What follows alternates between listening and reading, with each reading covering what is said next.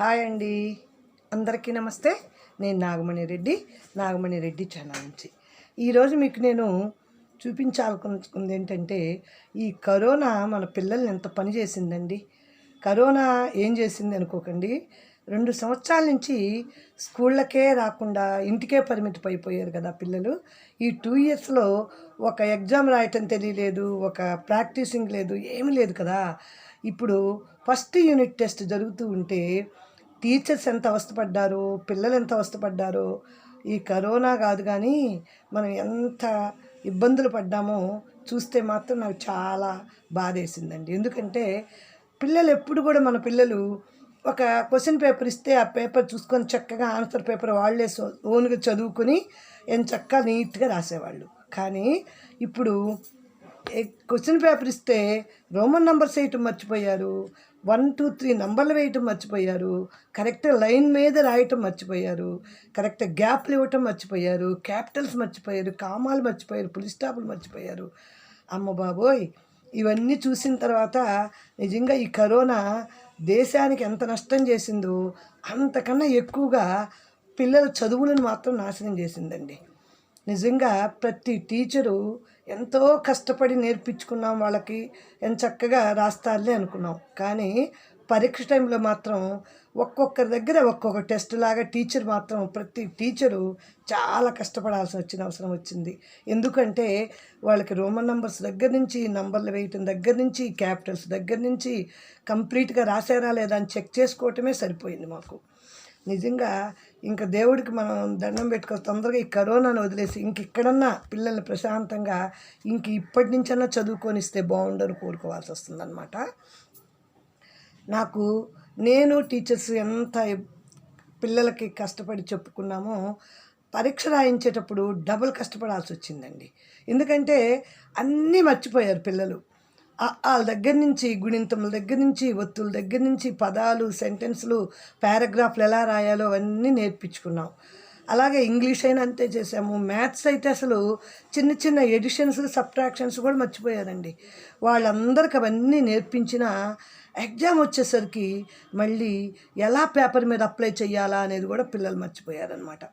అవన్నీ మనిషికి చెప్పుకుంటూ ఫస్ట్ టర్మ్లో వచ్చినటువంటి ఒక యూనిట్ అంటే ఒక మంత్లీ టెస్ట్ ఒక్కొక్క లెసన్లో పెట్టుకోవడానికే మాకు 1.5 మంత్ పైన స్కూల్ స్టార్ట్ చేసి అయినా సరే అయింది.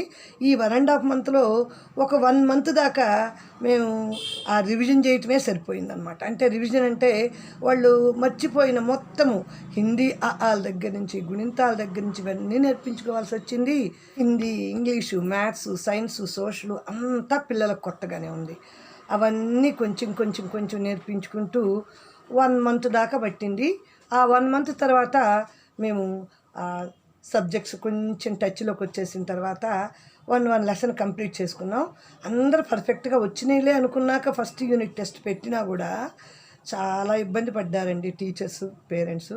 మా పిల్లలు ఎంత ఇబ్బంది పడ్డారో నేను చిన్న 2 క్లిప్పింగ్స్ తీశాను, అవి కూడా పెడతాను.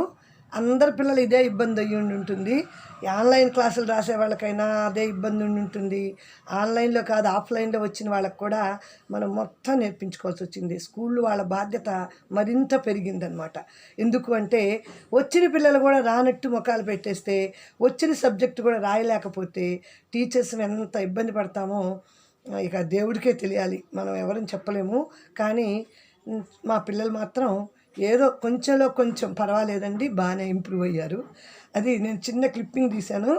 నా పిల్లలు ఒకసారి ఊరికే చూపిద్దాంలే, ఎగ్జామ్స్ వల్ల ఎంతమంది ఎంత సఫర్ అయ్యి ఉంటారో అని అనిపించి నేను ఈ చిన్న వీడియోని నా యూట్యూబ్లో వేస్తున్నాను.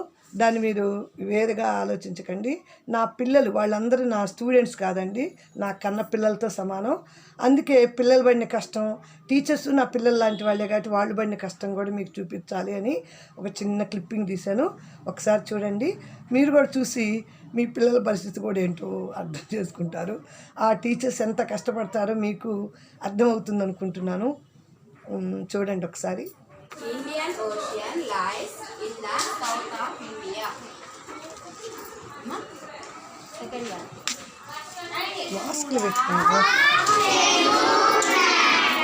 మాస్కులు పెట్టుకోండి సరిగా.